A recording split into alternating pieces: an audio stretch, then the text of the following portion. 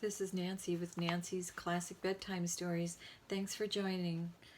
Tonight's read by John Steinbeck of Mice and Men. They are an unlikely pair. George is small and quick and dark of face. Lenny, a man of tremendous size, has the mind of a young child. Yet they have formed a family, clinging together in the face of loneliness and alienation. Laborers in California's dusty vegetable fields, they hustle work when they can, living a hand-to-mouth existence. For George and Lenny have a plan, to own an acre of land and a shack they can call their own. When they land jobs on a ranch in the Salinas Valley, the fulfillment of their dreams seems to be within their grasp. But even George cannot guard Lenny from the provocations of a flirtatious woman, nor predict the consequences of Lenny's unswerving obedience to the things George taught him. Okay, so I think I'll read the foreword also of Mice and Men. Born in Salinas, California in 1902, John Steinbeck grew up in a fertile agricultural valley about 25 miles from the Pacific coast, and both valley and coast would serve as settings for some of his best fiction. In 1919, he went to Stanford University, where he intermittently enrolled in literature and writing courses until he left in 1925 without taking a degree. During the next 5 years, he supported himself as a laborer and journalist in New York City, and then as a caretaker for a Lake Tahoe estate, all the time working on his first novel, Cup of Gold, in 1929. After marriage and a move to Pacific Grove, he published 2 California fictions, The Pastures of Heaven, 1932, and To a God Unknown, 1933. And worked on short stories later collected in The Long Valley, 1938. Popular success and financial security came only with Tortilla Flat, 1935. Stories about Monterey's paisanos. A ceaseless experimenter throughout his career, Steinbeck changed courses regularly. 3 powerful novels of the late 1930s focused on the California laboring class: In Dubious Battle, 1936, Of Mice and Men, 1937, and the book considered by many his finest, The Grapes of Wrath, 1939. Early in the 1940s, Steinbeck became a filmmaker with The Forgotten Village, 1941, and a serious student of marine biology with Sea of Cortez. He devoted his services to the war, writing Bombs Away, 1942, and the controversial play novelette The Moon is Down, 1942. Cannery Row, 1945, The Wayward Bus, 1947, The Pearl, 1947, A Russian Journal, 1948, another experimental drama, Burning Bright, 1950, and The Log from the Sea of Cortez, 1951, preceded publication of the monumental East of Eden, 1952. An ambitious saga of the Salinas Valley and his own family's history. The last decades of his life were spent in New York City and Sag Harbor with his third wife, with whom he traveled widely. Later, books include Sweet Thursday, 1954, The Short Reign of Pippin IV, A Fabrication, 1957, Once There Was a War, 1958, The Winter of Our Discontent, 1961, Travels with Charlie in Search of America, 1962, America and Americans, 1966, and the posthumously published Journal of a Novel, The East of Eden Letters, 1969, Viva Zapata, 1975, The Acts of King Arthur and His Noble Knights, 1976, and Working Days, The Journals of the Grapes of Wrath, 1989. He died in 1968, having won a Nobel Prize in 1962.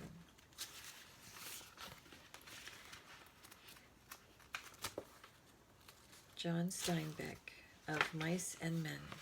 Chapter 1. A few miles south of Soledad, the Salinas River drops in close to the hillside bank and runs deep and green. The water is warm too, for it has slipped twinkling over the yellow sands in the sunlight before reaching the narrow pool. On one side of the river, the Golden Foothill slopes curves up to the strong and rocky Gabilan Mountains, but on the valley side, the water is lined with trees, willows fresh and green with every spring carrying in their lower leaf junctures the debris of the winter's flooding, and sycamores with mottled white recumbent limbs and branches that arched over the pool. On the sandy bank, under the trees, the leaves lie deep and so crisp that a lizard makes a great skittering if he runs along them. Rabbits come out of the brush to sit on the sand in the evening, and the damp flats are covered with the night tracks of coons and with the spread pag of dogs from the ranches, and with the split wedge tracks of deer that come to drink in the dark. There is a path through the willows and among the sycamores, a path beaten hard by boys coming down from the ranches to swim in the deep pool, and beaten hard by tramps who come wearily down from the highway in the evening to jungle up near water. In front of the low horizontal limb of a sycamore tree, there is an ash pile made by many fires. The limb is worn smooth by men who have sat on it. Evening of a hot day started the little wind to moving among the leaves. The shade climbed up the hills toward the top. On the sand banks, the rabbits sat as quietly as little gray sculptured stones, and then from the direction of the state highway came the sound of footsteps on crisp sycamore leaves. The rabbits hurried noisily for cover. A stilted heron labored up into the air and pounded down river. For a moment the place was lifeless, and then two men emerged from the path and came into the opening by the green pool. They had walked in single file down the path, and even in the open one stayed behind the other. Both were dressed in denim trousers and in denim coats with brass buttons. Both wore black, shapeless hats, and both carried tight blanket rolls slung over their shoulders. The first man was small and quick, dark of face, with restless eyes and sharp, strong features. Every part of him was defined: small, strong hands, slender arms, a thin and bony nose. Behind him walked his opposite, a huge man, shapeless of face, with large pale eyes, with wide sloping shoulders, and he walked heavily, dragging his feet a little, the way a dog drags his paws. His arms did not swing at his sides, but hung loosely. The first man stopped short in his clearing, and the follower nearly ran over him. He took off his hat and wiped the sweatband with his forefinger and snapped the moisture off. His huge companion dropped his blankets and flung himself down and drank from the surface of the green pool, drank with long gulps, snorting into the water like a horse. The small man stepped nervously beside him. "Lenny," he said sharply, "Lenny, for God's sake, don't drink so much." Lenny continued to snort into the pool. The small man leaned over and shook him by the shoulder. "Lenny, you're going to be sick like you was last night." Lenny dipped his whole head under, hat and all, and then he sat up on the bank and his hat dripped down on his blue coat and ran down his back. "That's good," he said. "You drink some, George. You take a good big drink." He smiled happily. George unslung his bindle and dropped it gently on the bank. "I ain't sure it's good water," he said. "Looks kind of scummy." Lenny dabbled his big paw in the water and wiggled his fingers so the water arose in little splashes. Rings widened across the pool to the other side and came back again. Lenny watched them go. "Look, George, look what I done." George knelt beside the pool and drank from his hand with quick scoops. "Tastes all right," he admitted. "Don't really seem to be running, though. You never ought to drink water when it ain't running, Lenny," he said hopelessly. "You'd drink out of a gutter if you were thirsty." He threw a scoop of water into his face and rubbed it about with his hand, under his chin and around the back of his neck. Then he replaced his hat, pushed himself back from the river, drew up his knees, and embraced them. Lenny, who had been watching, imitated George exactly. He pushed himself back, drew up his knees, embraced them, looked over to George to see whether he had it just right. He pulled his hat down a little more over his eyes, the way George's hat was. George stared morosely at the water. The rims of his eyes were red with sun glare. He said angrily, "We could just as well have rode clear to the ranch if that bastard bus driver knew what he was talking about. Geez, a little stretch down the highway," he says. Geez, just a little stretch. Got damn near 4 miles, that's what it was. Didn't want to stop at the ranch gate, that's what.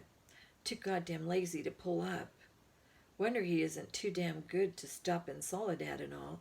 Kick us out and says, "Just a little stretch down the road. I bet it was more than 4 miles. Damn hot day." Lenny looked timidly over to him. "George?" "Yeah, what you want?" "Where are we going, George?" The little man jerked down the brim of his hat and scowled over at Lenny. "So you forgot that already, did you? I gotta tell you again, do I? Jesus Christ, you're a crazy bastard." "I forgot," Lenny said softly. "I try not to forget. Honest to God I did, George." Okay, I'll tell you again. I ain't got nothing to do. Might just as well open all my time telling you things, and then you forget 'em, and I tell you again. "Tried and tried," said Lenny, "but it didn't do no good. I remember about the rabbits, George." "The hell with the rabbits. That's all you ever can remember is about rabbits." "Okay, now you listen this time. You got to remember so we don't get in no trouble. You remember sitting in that gutter on Howard Street and watching that blackboard?" Lenny's face broke into a delighted smile. "Well, sure, George, I remember that. But what we do then? I remember some girls come by and you say, "The hell with what I says." You remember about going into Murray and Reddy's, and they give us work cards and bus tickets. "Oh, sure, George, I remember that now." His hands went quickly into his side coat pockets. He said gently, "George, I ain't got mine. I must have lost it." He looked down at the ground in despair. "You never had none, you crazy bastard. I got both of 'em here. Think I'd let you carry your own work card?" Lenny grinned with relief. "I thought I put it in my side pocket." His hand went into the pocket again. George looked sharply at him. "What'd you take out that pocket?" "Ain't a thing in my pocket," Lenny said cleverly. "I know there ain't. You got it in your hand. What you got in your hand? Hiding it?" "I ain't got nothing, George, honest." "Come on, give it here." Lenny held his closed hand away from George's direction. "It's only a mouse, George." "A mouse? A live mouse?" Just a dead mouse, George. I didn't kill it. Honest, I found it. I found it dead." "Give it here," said George. Leave me have it, George." "Give it here." Lenny's closed hand slowly opened. George took the mouse and threw it across the pool to the other side among the brush. "What you want with a dead mouse anyways?" "I could put it with my thumb while we walked along," said Lenny. "Well, you ain't pet no mice while you walk with me. You remember where we're going now." Lenny looked startled, and then in embarrassment hid his face against his knees. "I forgot again." "Jesus Christ," George said resignedly. "Well, look, we're going to work on a ranch like the one we come up from up north." "Up north?" "In Weed." "Oh, sure, I remember. In Weed. That ranch we're going to is right down there about a quarter mile. We're going to go and see the boss. Now, look, I'll give him the work tickets, but you ain't got to say a word. You just stand there and don't say nothing. If he finds out what crazy bastard you are, we won't get no job. But if he sees your work before he hears you talk, we're set. You got that?" "Sure, George, I got it." "Okay. Now, we go in and see the boss. What you gonna do?" I, Lenny thought. His face grew tight with thought. I ain't gonna say nothing, just gonna stand there." "Good boy, that's swell. You say that over 2-3 times so you won't forget it." Lenny droned to himself softly. "I ain't gonna say nothing. I ain't gonna say nothing. I ain't gonna say nothing. Okay, said George, and you ain't gonna do no bad things like you done in Weed neither. Lenny looked puzzled. Like I done in Weed? Oh, so you forgot that too, did ya? Well, I ain't gonna remind you. Fear you do it again. A light of understanding broke on Lenny's face. They run us out of Weed, he exploded triumphantly. Run us out hell, said George disgustedly. We run. They was looking for us, but they didn't catch us. Lenny giggled happily. I didn't forget that, you bet.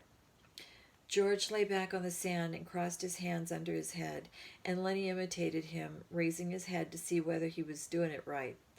God, you're a lot of trouble, said George. I could get along so easy and so nice if I didn't have you on my tail. I could live so easy and maybe have a girl. For a moment, Lenny lay quiet, and then he said hopefully, "We're going to work on a ranch, George?" "All right, you got that, but we're going to sleep here because I got a reason." The day was going fast now. Only the tops of the Gabalan Mountains flamed with the light of the sun that had gone from the valley. A water snake slipped along the pool, its head held up like a little periscope. The reeds jerked slightly in the current. Far off toward the highway, a man shouted something, and another man shouted back. The sycamore limbs rustled under a little wind that died immediately. "George, why ain't we going on to the ranch and get some supper? They got supper at the ranch." George rolled on his side. "No reason at all for you. I like it here. Tomorrow we're going to go to work. I seen thrashing machines on the way down. That means we'll be bucking grain bags, busting a gut. Tonight I'm going to lay right here and look up. I like it." Lenny got up on his knees and looked down at George. "Ain't we going to have no supper?" "Sure we are, if you gather up some dead willow sticks. I got 3 cans of beans in my bindle. You get a fire ready. I'll give you a match when you get the sticks together. Then we'll heat the beans and have supper." Lenny said, "I like beans with ketchup." "Well, we ain't got no ketchup. You go get wood. And don't you fool yourself around. It'll be dark before long." Lenny lumbered to his feet and disappeared in the brush. George lay where he was and whistled softly to himself. There were sounds of splashings down the river in the direction Lenny had taken. George stopped whistling and listened. "Poor bastard," he said softly, and then he went on whistling again. In a moment, Lenny came crashing back through the brush. He carried one small willow stick in his hand. George sat up. "All right," he said brusquely. "Give me that mouse." But Lenny made an elaborate pantomime of innocence. "What mouse, George? I ain't got no mouse." George held out his hand. "Come on, give it to me." "You ain't put nothing over." Lenny hesitated, backed away, looked wildly at the brush line, as though he contemplated running for his freedom. George said coldly, "You gonna give me that mouse, or do I have to sock you?" "Give you what, George?" "You know goddamn well what. I want that mouse." Lenny reluctantly reached into his pocket. His voice broke a little. "I don't know why I can't keep it. It ain't nobody's mouse. I didn't steal it. I found it lying right beside the road." George's hand remained outstretched imperiously, slowly like a terrier who doesn't want to bring a ball into its master. Lenny approached, drew back, approached again. George snapped his fingers sharply, and at the sound, Lenny laid the mouse in his hand. "I wasn't doing nothing bad with it, George, just stroking it." George stood up and threw the mouse as far as he could into the darkening brush, and then he stepped to the pool and washed his hands. "You crazy fool. Don't you think I could see your feet was wet when you went across the river to get it?" He heard Lenny's whimpering cry and wheeled about, blubbering like a baby. "Jesus Christ, a big guy like you." Lenny's lip quivered and tears started in his eyes. "Oh, Lenny." George put his hand on Lenny's shoulder. "I ain't taking it away for meanness. That mouse ain't fresh, Lenny. Besides, you've broke it petting it. You get another mouse that's fresh and I'll let you keep it a while." Lenny sat down on the ground and hung his head dejectedly. "I don't know where there is no other mouse. I remember a lady used to give 'em to me ever she got one. But that lady ain't here." George scoffed. "Lady, huh? Don't even remember who that lady was. That was your own Aunt Clara. And she stopped giving 'em to you. You always killed 'em." Leonard looked sadly up at him. They was so little, he said apologetically. I'd pet 'em, and pretty soon they bit my fingers, and I pinched their heads a little, and then they was dead because they was so little. I wished we'd get the rabbits pretty soon, George. They ain't so little. The hell with the rabbits, and you ain't to be trusted with no live mice. Your Aunt Clara'd give you a rubber mouse, and you wouldn't have nothing to do with it. It wasn't no good pet, said Lenny. The flame of the sunset lifted from the mountain tops, and dusk came into the valley, and a half darkness came in among the willows and the sycamores. A big carp rose to the surface of the pool, gulped air, and then sank mysteriously into the dark water again, leaving widening rings on the water. Overhead, the leaves whisked again, and little puffs of willow cotton blew down and landed on the pool's surface. You gonna get that wood? George demanded. There's plenty right up against the back of that sycamore. Floodwater wood. Now you get it. Lenny went behind the tree and brought out a litter of dried leaves and twigs. He threw them in a heap on an old ash pile and went back for more and more. It was almost night now. A dove's wings whistled over the water. George walked to the fire pile and lighted the dry leaves. The flame crackled up among the twigs and fell to work. George undid his bindle and brought out 3 cans of beans. They stood them about the fire, close in against the blaze, but not quite touching the flame. There's enough beans for 4 men, George said. Lenny watched him over the fire. He said patiently, I like 'em with ketchup. Well, we ain't got any, George exploded. Whatever we ain't got, that's what you want. God Almighty, if I was alone, I could live so easy. I could go get a job and work and no trouble, no mess at all. And when the end of the month come, I could take my $50 and go into town and get whatever I want. Why, I could stay in a cat house all night. I could eat any place I want, hotel or any place, and order any damn thing I could think of. And I could do it all every damn month. Get a gallon of whiskey or go in a pool room and play cards or shoot pool. Lenny knelt and looked over the fire at the angry George, and Lenny's face was drawn with terror. And what I got, George went on furiously. I got you. You can't keep a job and you lose me every job I get. Just keep a shoving all over the country all the time.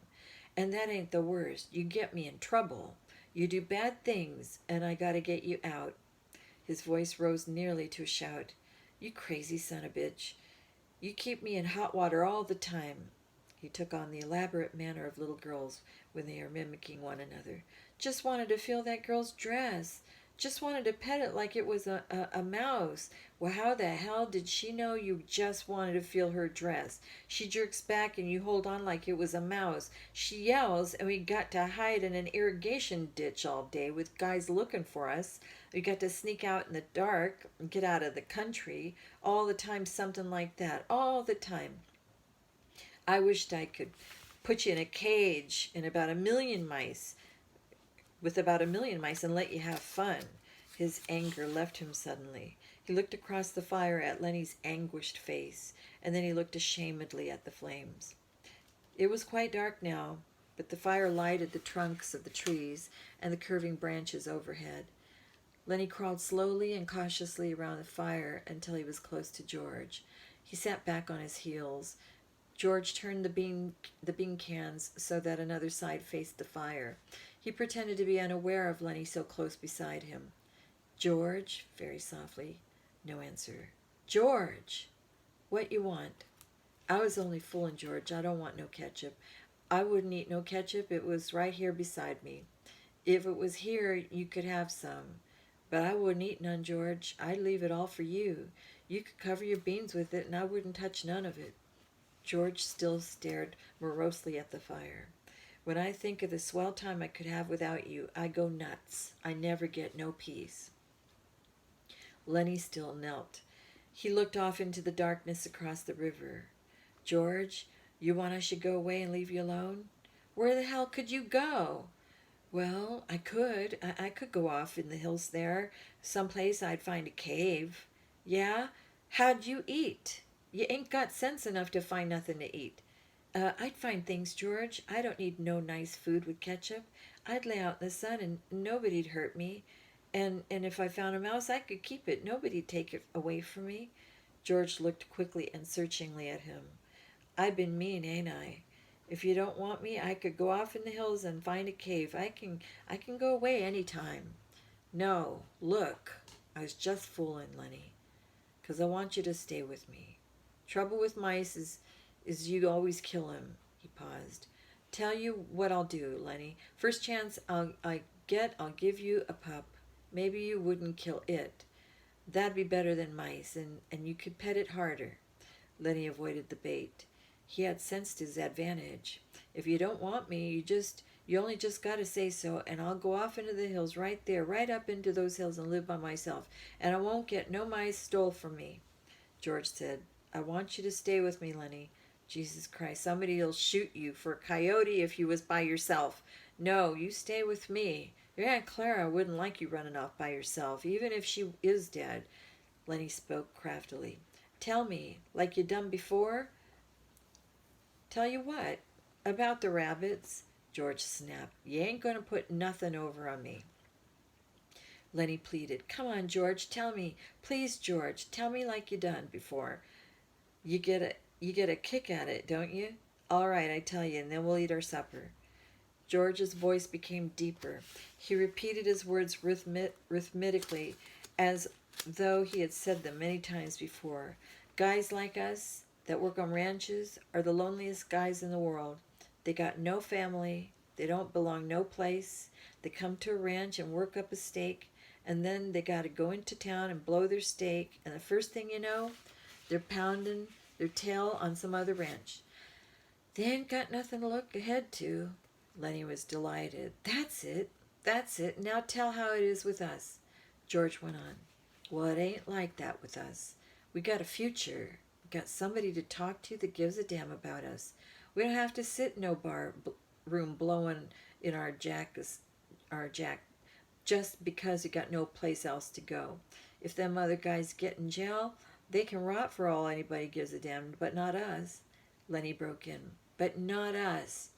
And why? Because I got you to look after me. And you got me to look after you. And that's why. He laughed delightedly. Go on now, George. You got it by heart. You can do it by yourself. No, I forget all the things. Tell about how it's going to be. Okay, someday we're going to get the jack together, and we're going to have a little house and a couple of acres and a cow and some pigs and live off the fat of the land, Lenny shouted, and have rabbits. Go on, George. Tell about what we're going to have in the garden, and about the rabbits in the cages, and about the rain in the winter, and the stove, and how thick the cream is on the milk that you can hardly cut it. Tell about that, George. Why don't you do it yourself? You know all of it. No, you tell it. It ain't the same if I tell it. Go on, George. How I get to tend the rabbits. Well, said George, we have a big vegetable patch and a rabbit hutch and chickens. And when it rains in the winter, we'll just say the hell with going to work. And we'll build up a fire in the stove and sit around and listen to the damn rain coming down on the roof. Nuts! He took out his pocket knife. I ain't got time for more. He drove his knife through the top of one of the bean cans, sawed out the top, and passed the can to Lenny. Then he opened a second can. From his second pocket he brought out 2 spoons and passed one of them to Lenny. They sat by the fire and filled their mouths with beans and chewed mightily. A few beans slipped out of the side of Lenny's mouth. George gestured with his spoon. What you going to say tomorrow when the boss asks you questions? Lenny stopped chewing and swallowed. His face was concentrated. I ain't going to say a word. Good boy. That's fine, Lenny. Maybe you're getting better. When we get the couple of acres, I can let you attend the rabbits all right, especially if you remember as good as that. Lenny choked with pride. I can remember, he said. George motioned with his spoon again. Look, Lenny, I want you to look around here. You can remember this place, can't you? The ranch is about a 1/4 mile up that way. Just follow the river. Sure, said Lenny. I can remember this. Didn't I remember about not going to say a word? Course you did. Well, look, Lenny, if you just happen to get in trouble like you always done before, I want you to come right here and hide in the brush. Hide in the brush, said Lenny slowly. Hide in the brush till I come for you. Can you remember that? Sure I can, George. Hide in the brush till you come. But you ain't gonna get in no trouble, because if you do, I won't let you tend the rabbits. He threw his empty bean can off into the bush. I won't get in no trouble, George. I ain't gonna say a word. Okay. Bring your bindle over here by the fire. It's gonna be nice sleeping here. Looking up, and the leaves don't build up no more fire. We'll just let her die down. They made their beds on the sand, and as the blaze dropped from the fire, the sphere of light grew smaller. The curling branches disappeared, and only a faint glimmer showed where the tree trunks were. From the darkness, Lenny called, George, you sleep? No, what do you want? Let's have different color rabbits, George. Sure we will, George said sleepily. Red and blue and green rabbits, Lenny. Millions of them. Furry ones, George, like I seen in the fair in Sacramento. Sure. Furry ones. 'Cause I can just as well go away, George, and live in a cave. You can just as well go to hell, said George. Shut up now. The red light dimmed on the coals. Up the hill from the river a coyote yammered, and a dog answered from the other side of the stream. The sycamore leaves whispered in a little night breeze.